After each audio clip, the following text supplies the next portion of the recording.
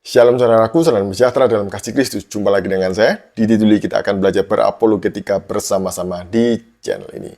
Kalau ada orang yang mengatakan bahwa ajaran kasih yang diajarkan oleh Tuhan Yesus itu tidak masuk akal, maka orang itu sedang dalam keadaan tidak baik-baik saja. Seperti Godonditan ini ya, yang sedang berupaya mengibuli calon mualaf baru. Sebelumnya mari kita bersama-sama melihat video berikut ini. Ngasihin iblis. Kan iblis musuh kita. Enggak, Gimana cara yang ngasihin iblis? susah lah. Kita aja kan berdoa untuk mengusir iblis. Nah itu. Iya, kita kasihi dia. Kita kan juga mengusir dia. Kalau ada orang kesurupan, iblis diusir. Iya, diusir makanya. Kenapa kita nggak kasih? Kan dia musuh kita. Seharusnya kita temenin dia ya. Temenin mau. Makanya Mau berteman sama iblis. kalau kita kasih berarti kita harus temenin dia gitu. Nah, iya dong.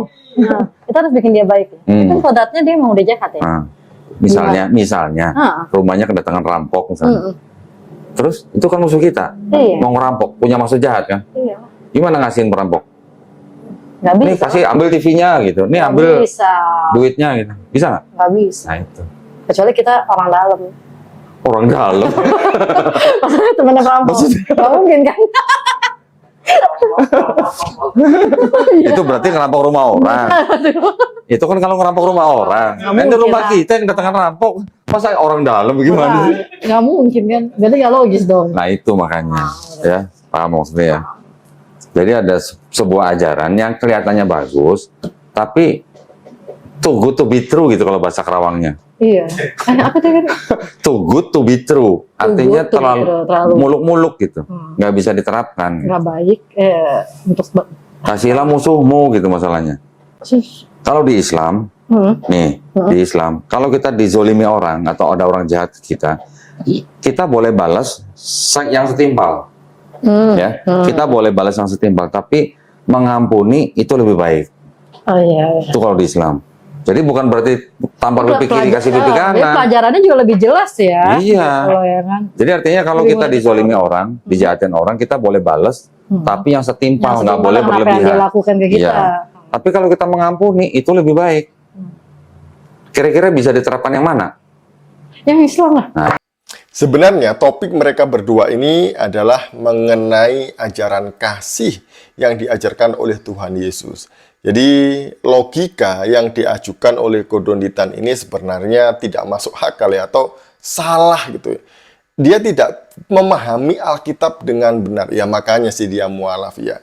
Menurut dia ajaran kasih itu ya kalau kamu dirampok ya akhirnya kasih aja semuanya. Kalau barangmu dicuri, ambil aja semuanya. Ya nggak seperti itu. Maksudnya, ajaran kasih itu adalah tidak boleh membalas kejahatan dengan kejahatan. Nah, Yesus mengatakan apa sih tentang itu? Mari kita membuka di dalam Matius pasal yang kelima, ayat yang ke-44. Tetapi aku berkata kepadamu, kasihilah musuhmu dan berdoalah bagi mereka yang menganiaya kamu. Nah, ini adalah ajaran yang sebenarnya tidak masuk akal ya, yang diajarkan oleh Yesus. Ini adalah puncak yang tertinggi dari ajaran itu gitu ya. Kenapa? Karena kita diajarkan untuk mengasihi orang yang menyakiti kita, orang yang merugikan kita. Kita tidak boleh membalas, justru kita mendoakan mereka. Supaya apa? Supaya mereka bertobat, supaya mereka mendapat belas kasihan Tuhan. Gitu ya. Ini maksud dari ayat ini.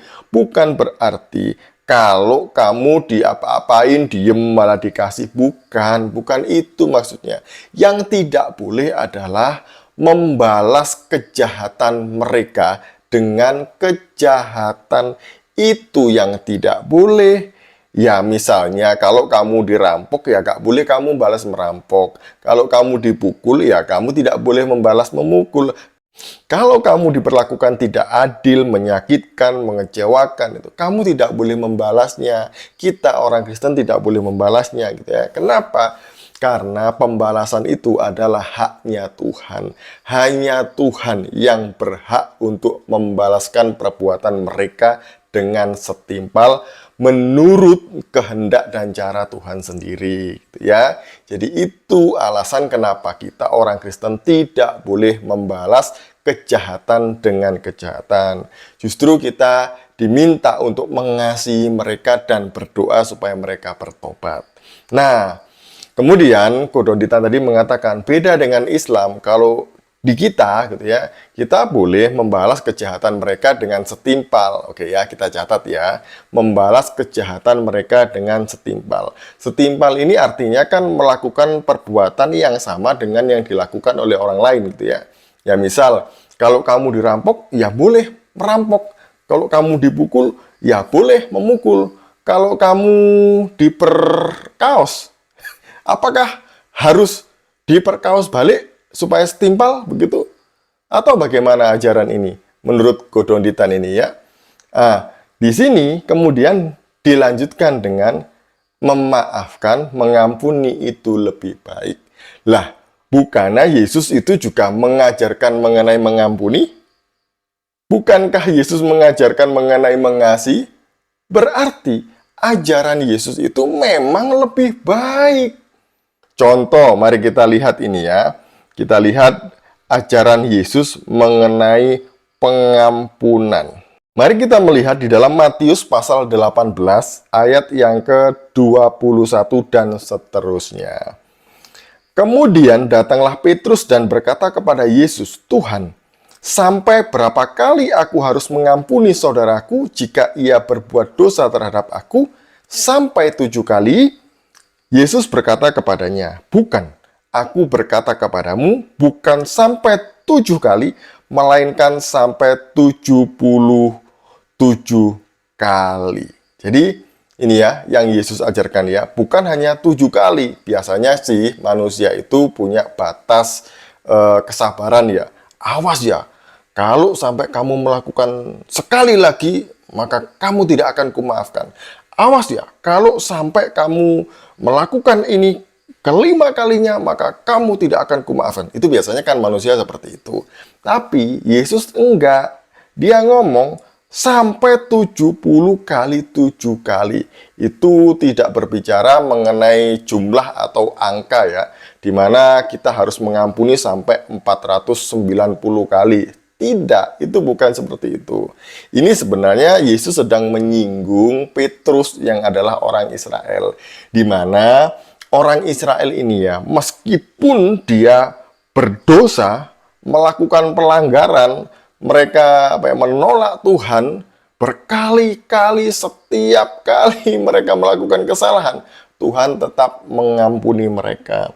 Nah, di sini Tuhan mengajarkan kepada Petrus bahwa seperti inilah kasih itu ya, bahwa kamu juga harus mengasihi orang lain termasuk musuhmu, itu tak terhingga, tidak terbatas dengan jumlah berapa kali. Yaitu yang harus dilakukan oleh kita, bagaimana kita mengampuni orang yang berbuat jahat kepada kita. Jadi bagaimana? Nyatakan bahwa ajaran mengampuni, ajaran kasih dari Tuhan Yesus ini lebih baik? Iya dong. Sekian dari saya, semoga kita tidak salah paham, sehingga paham kita menjadi salah. Shalom, salam waras, Tuhan Yesus memberkati kita semuanya.